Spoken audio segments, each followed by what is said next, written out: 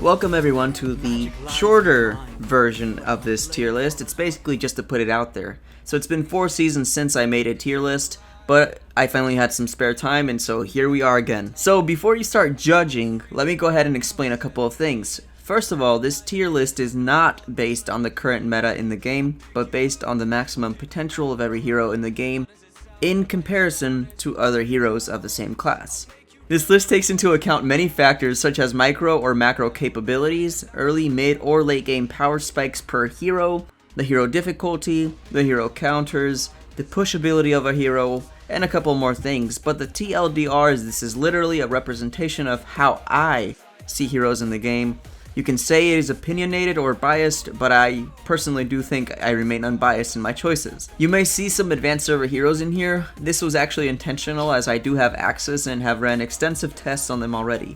The only one not here is the new fighter. His kit is being changed way too much for comfort, so just know that without CC on his ultimate, he's not so hot. A lot of things have changed in this meta, and the one that most players won't realize is the impact that the buff to the Necklace of Durance and the Sea Halberd has. So as of this update, we got them to affect Spell Vamp now. This means that a lot of fighters were heavily impacted due to this update, as well as some tanks and some Spell Vamp mages. Heroes that can equip the Sea Halberd and the Necklace of Durance and also apply them easily to a lot of enemies at the same time got a couple of rank upgrades this update. So I know a lot of you guys might find the little icons a little confusing here, so let's go over here in PaintNet and talk about the legend here. I did put a little legend in here to help kind of show everything a little bit better. So in the legend I have, it's pretty much self-explanatory. It's just around the heroes you'll either see a full yellow circle, which means that the hero will fit into most team comps with very little adjustments needed to accommodate that hero into the team. If you see a dashed yellow circle, all it means is that the hero will drop 1 letter grade if you counter them with either a hero or an item or a combination thereof, or if you don't compensate for their weaknesses by adjusting your team comp. The silver dash indicates a drop of up to 2 letter grades. The brown one would give a drop of up to 3 letter grades. So let's scroll over here a little bit to the left, and you'll see over here Cyclops. If you fully counter the man, he'll drop all the way from C tier all the way down to like F tier. So please know that it's actually a really big impact when you counter heroes that are dashed and then still in a low kind of class. So the reason I did this is because a lot of heroes here are really good, but this matters a lot more for like the higher tier ones. And if you can counter them, they're not as much of a threat as they would be normally. So if you can counter heroes like, say, Natalia, instead of letting her be an SS tier assassin, she would drop all the way down to B rank, so down here with Saber. So at least you know how much of an impact you can drop her to if you can counter her properly. So now going back to the legend, if you go over here, back to the legend, and go to C, there's a hero difficulty. You see a little epic badge, a legend badge, and a mythic badge. All it means is the difficulty of that hero, so it doesn't take a genius to figure out how to use Cyclops. And however, it does take a genius to learn someone like this lady right here. Yeah, Fanny. That's why she has 2 mythic badges. Sorry about the grid lines. So, just in general, if you see a lot of little mythic badges, it's just that these heroes are pretty much really hard to learn, or they require a lot of practicing. Not that you can't learn them, it just takes a long time to be able to use them to their full potential. The 3 clocks over here indicate if the hero is an early or a mid-game or a late-game hero. If you see 2 swords crossing, it means this hero will counter X hero, and in some cases there will be letters over this if there are exceptions, but don't worry.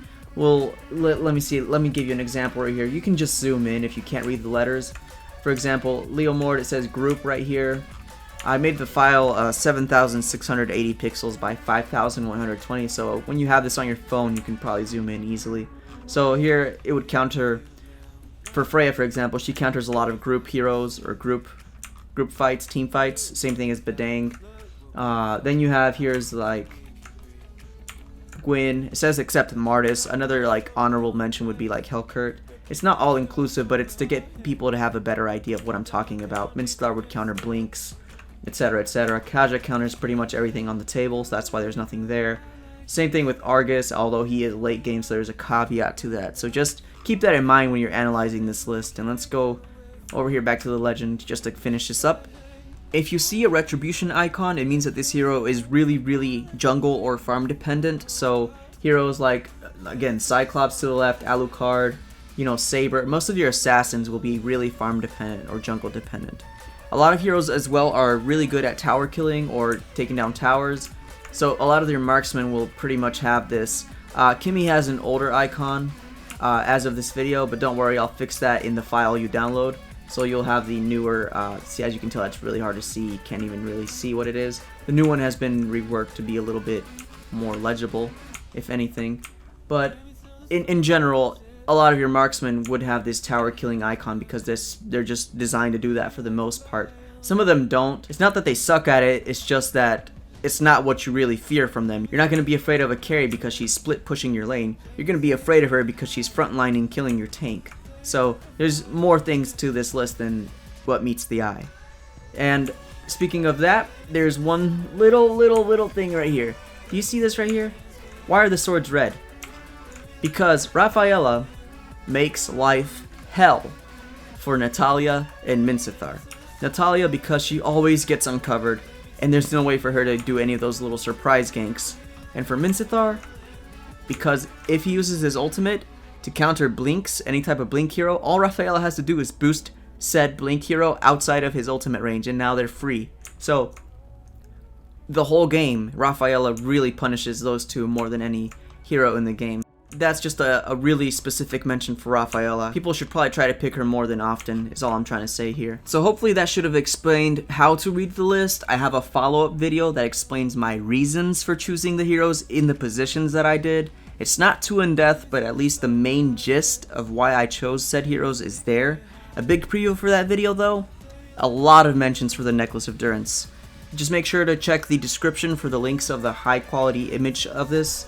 It's a PNG file, and if you cannot open the PNG file, I will provide the .jpeg file. However, the JPEG is lower quality. It is a smaller file than the PNG file. So I recommend try to get the PNG file so you can do what I do right here and zoom in a lot and not lose quality.